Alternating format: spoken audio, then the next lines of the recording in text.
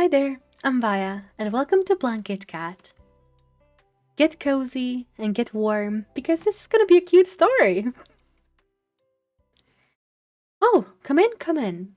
There's no need to begin with regrets and frets. Let's skip straight to the Wilmettes. So, set your troubles at the door, throw your fears to the floor. No matter the dispute, the quandary, the doubt, I promise we'll sort it all out. Now, come in, and let us begin. There's no need to delay. How are you feeling today? Oh, already cute. Already warm and fuzzy.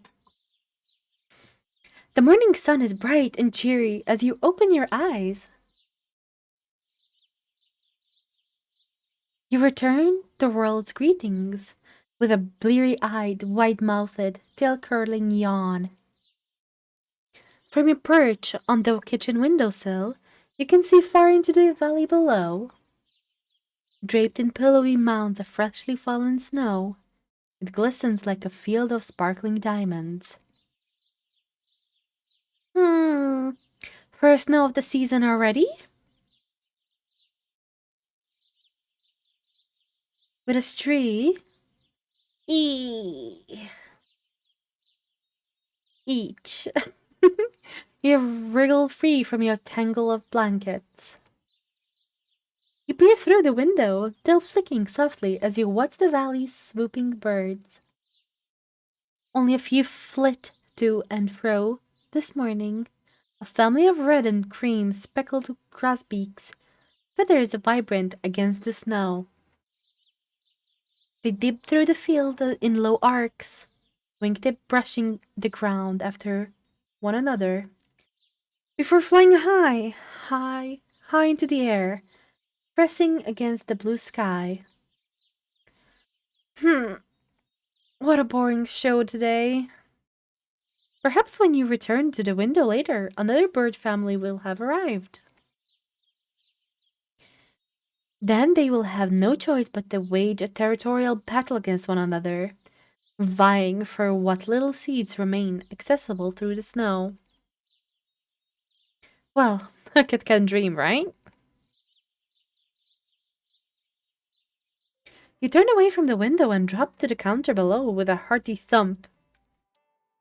Your ears flick with annoyance, but Baba enters the kitchen. Your grumpy exterior sheds like loose fur. Warm wool swaddles her from head to toe, and like every morning, she wears a welcoming smile. A soft pang prods your heart once you notice the worn wicker basket draped over her arm. A clear sign she intends on going shopping today, and you won't get to accompany her. Even though it's embarrassing and far beneath you, you let out a loud mowling meow, begging for attention, and she's all too quick to oblige. Oh, well, good morning to you too, Iggy. I was just about to leave for the store. She crosses the kitchen towards you, and then immediately greets you with a soft hat pat. Just what you were hoping for. Each time you see her, you find yourself further convinced she's easily the most radiant person in existence. Full of lightness, patience, and insummerable levels of generosity. And thanks, you meow once more, but now it is a gentle meow of satisfaction. I wasn't expecting you to see you up so early. I know we both like to sleep in on these colder days. How are you feeling today? Ah, deep in thought, you curl your tail around your cold nipped toes. Baba has always possessed an uncanny knack for catching you off guard with such deep and profound questions. Reflecting on the state of your emotional being is something you prefer to avoid. But Baba has a way of drawing your true feelings out. You know with certainty there's no wrong answer, but neither is there a correct one. Well, how are you feeling today? I am very happy and peaceful, both of them. I'm just gonna say peaceful. You pause before answering, thinking back to how good the morning sun felt radiating against your skin. How blankets of snow stretched endlessly into the distance, creating a calm, pure white abyss. How tree limbs swayed gently, brushing the evergreen against the sky. You tilt your nose skyward, squint your eyes, and flex your cheeks into your best soothing Baba smile impression. I know that feeling well. The world is truly tranquil today, isn't it? How lucky for us that we get to experience it. When I get back, why don't we take a little stroll through the forest and get our old bones moving? We can listen to the birdsong, feel the fresh air against our skin, bask in the sunshine. How does that sound?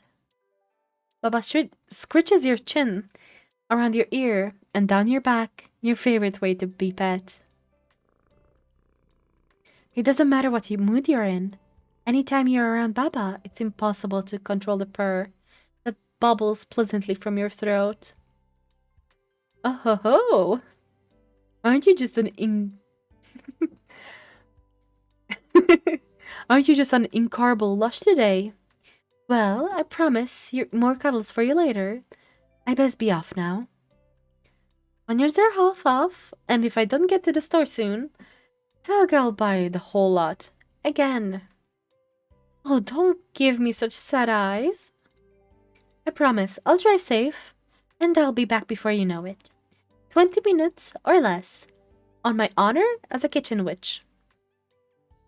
You're in charge while I'm gone, so try not to let the broom out of the house, and keep those sassy plants in line. Okay, I think that's all. Love you, Iggy. She gives you one more doting head pat, and then slips through the kitchen door. It clacks and clatters from the dozens of charms and oddities dangling around the doorknob. With a lonely sigh, you hop to the floor. 20 minutes isn't long, but any time without Baba in the house feels emptier. You'll need to find something to do if you're going to fill that void. Admittedly, you always try to keep an open schedule, so you didn't bother creating plans for the day. You never know when Baba will need your assistance after all. But it would be shameful to waste the free time you have now, so... What would you like to do today? Explore. Let's explore. Baba has always permitted you to free roam around the house. Even the more magical areas off limits to all other guests. It has been a bit since I've had a proper interior expedition. You eye the window over the kitchen sink, crowded with lounging potted plants. Their heavy, bulbous heads look like paint-dipped onions. Though they're charmed with their colors, to ensure more evenly sunned complexions, they scooch their pots with the tracking sun. Today's bright skies only help greatly with the pale petals and personality, but it also makes spying a brass key in a pot far easier. It glints rosy-hued against the dark soil. Ah yes, right where I left you. Baba's cubby key. You have a habit of playing with things Baba has misplacing them further.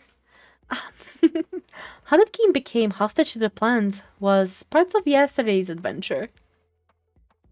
But I claim it back today. With a tear-curling stretch, you prepare for athletic feats. You leap to the clear and the shortest plant, and gracefully land behind it, but... Meow! You howl as you fall short, smacking into and clambering over the ledge. Much to your disgrace, the plants gleefully roll in their pots, their petals forming saucy smirks. What are you laughing at? You hiss as you get your leg up. They shrug their vines before bobbing in soundless snickers. But they stiffen in shock as you lunge for one pot and triumphantly gulp at the key. Furious, your punishment didn't end on their terms. They violently spit nectar at you. Luckily, you're a cat. With deft reflexes, you duck the first line of it, and then leap off the edge, landing and scuttling beyond the range of the doorway.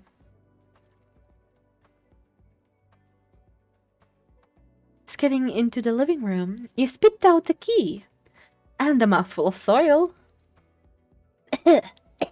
Detestable, despicable, and so very uncritic of you.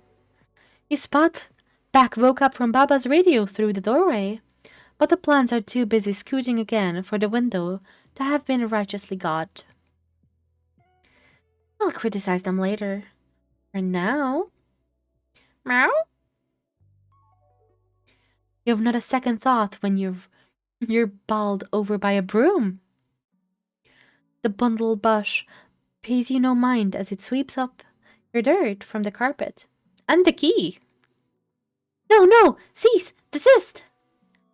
But when the enchanted broom only heeds the witch who gave it life, it continues fervently sweeping after a string of harried, hopping dust bunnies. I must get that cubby key. Your sharp eyes fix on the glint of the broom in the tumbling dust. You burst forward just as a train of flinty lappins scatter under the love seat. As the broom rears back for a low sweep, you dive before it can bat away the key. Marvelous! Alley-oop! You roll just shy of devastating floor-clearing swipe which sends those hairs headlong. You pick up your prize and venture to the edge of the room. Here, on the side of the stairs, is a small square frame, as if that bit of patterned wallpaper was uniquely picturesque. You gently push the key into its hole and twist so until you feel that satisfying click through your teeth. The panel creaks open, and you slip through. Many a time, Baba has left the cubby light on, but the room is all inky blackness today. Nothing you can't manage. Hopping over sewing tins, toppling galoshes, and ducking hanging spearmint, it's impossible to navigate such tight space without incidentally redecorating. But it isn't so tight that you cannot reach the back and find what you're searching for.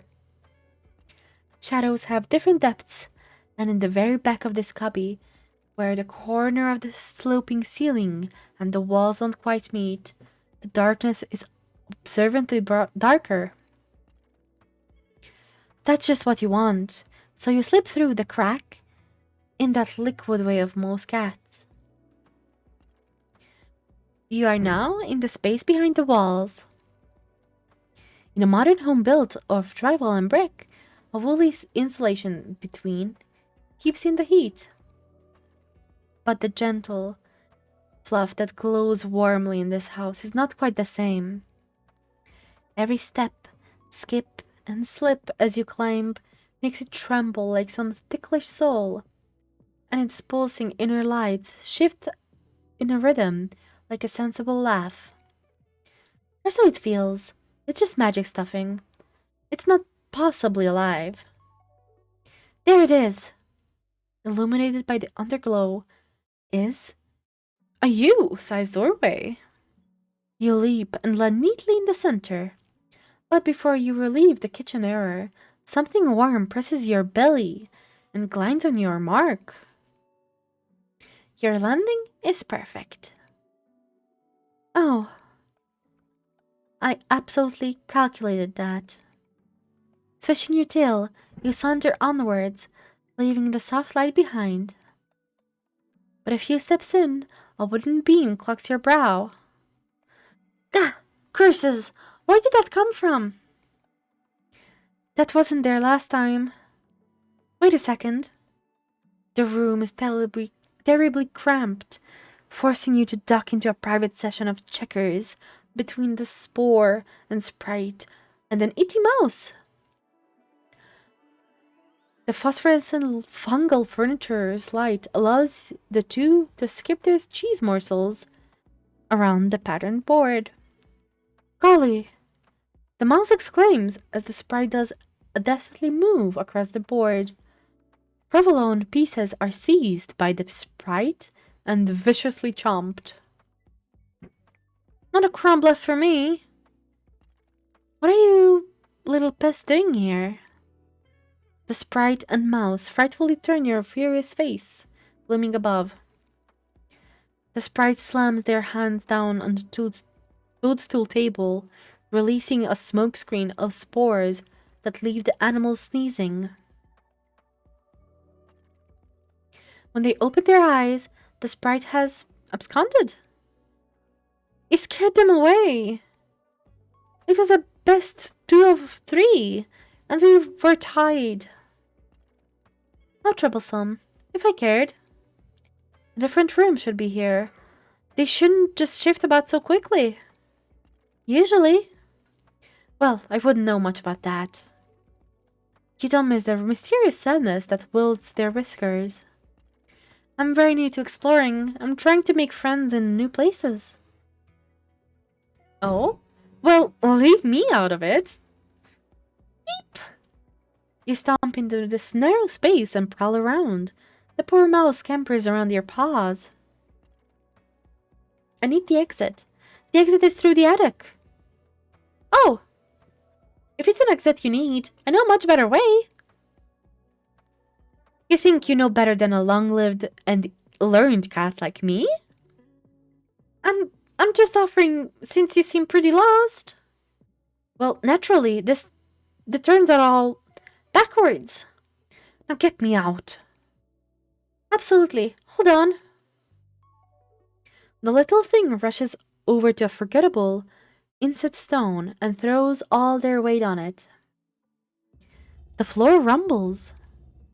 Huh? Whoa! Interior flattens you as the whole room prowls upwards into the darkness. But once it slows to a halt and your bones feel again their proper height, the wall with the secret slate is now replaced with an open view of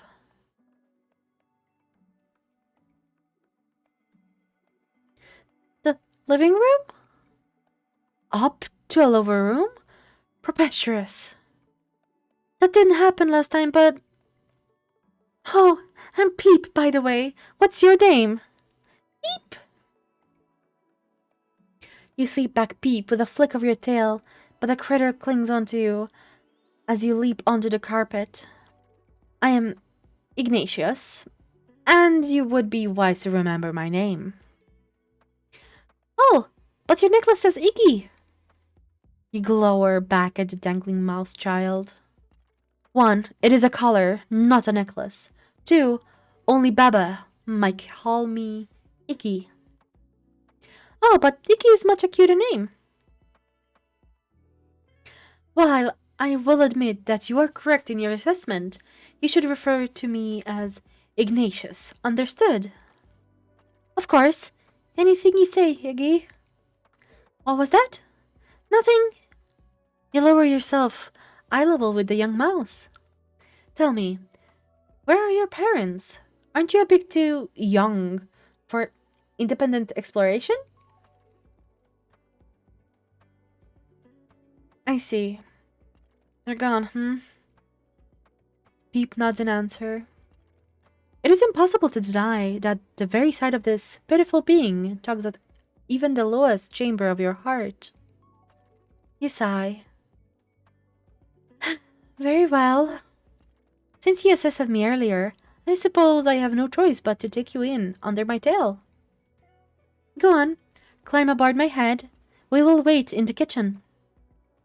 Without question, the young mouse carries up to your back with ease.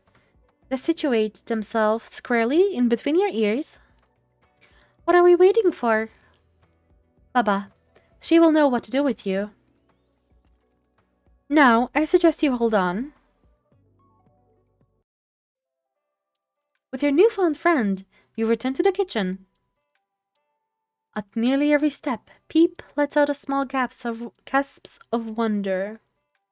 You find yourself thinking, hoping they will grow desensitized eventually, but then you round the corner into the kitchen, and Peep loses all manner of sense. I smell so much food!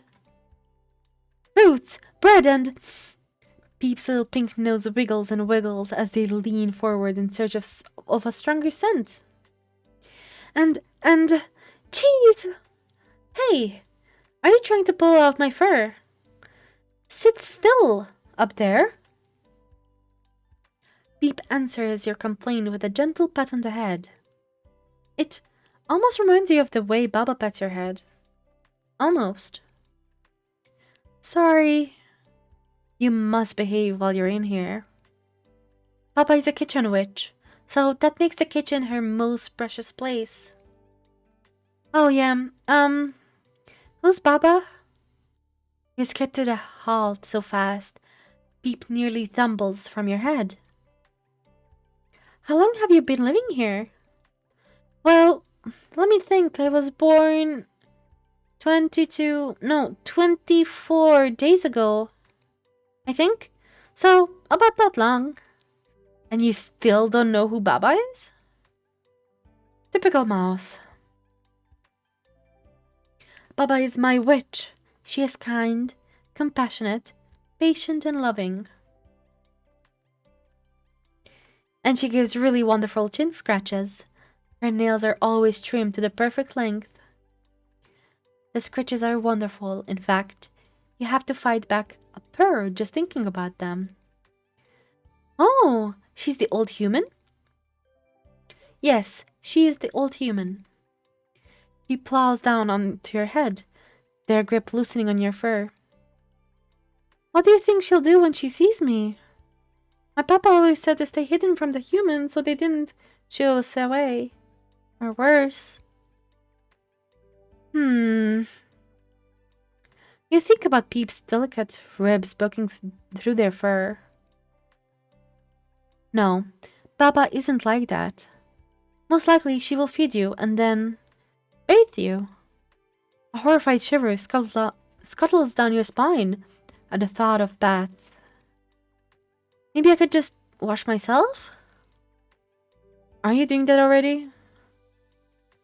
Well, I try. No, trust me, that won't be good enough. Bath time is the only time Baba won't take no for an answer.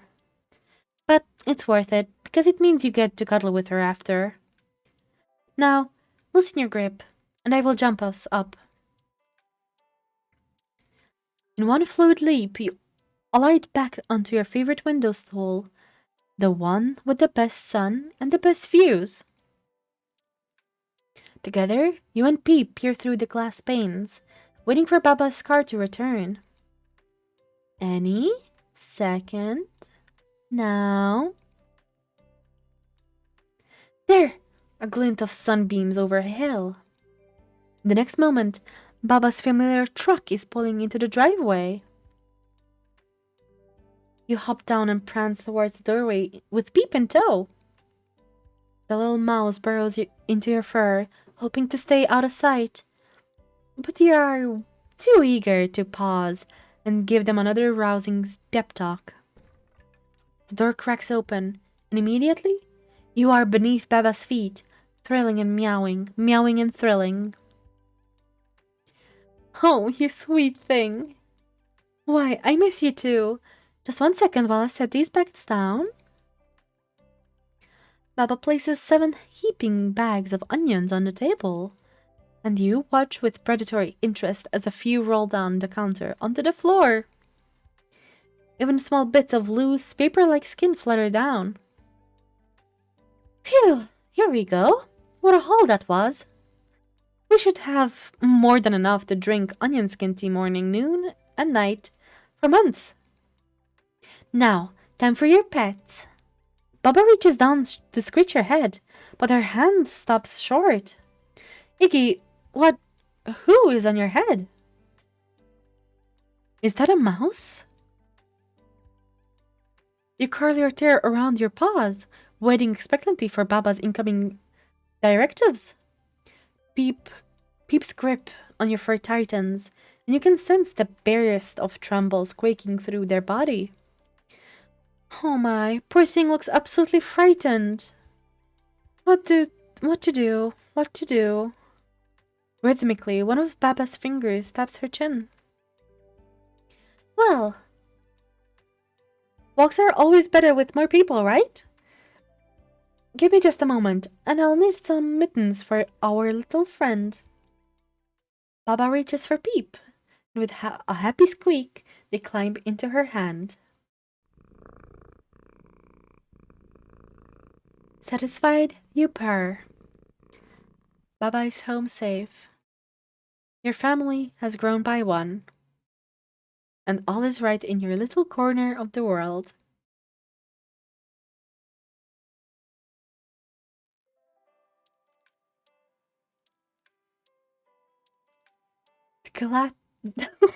The cat cleaned his feet, the witch changed into a heavy winter coat, and the mouse slipped on warm new mittens. Finally, they embarked on their walk. They inhaled cold air. They listened to a crunch of snow underfoot. They yelled at birds. And today, like every day, they had a good day. This was so sweet. Oh my gosh. I will leave the link below for this game so you can play it for yourself. Maybe find a new ending. Who knows? This was super sweet, and I would love more stories about them. I hope you enjoyed it, and see you next time. Bye bye!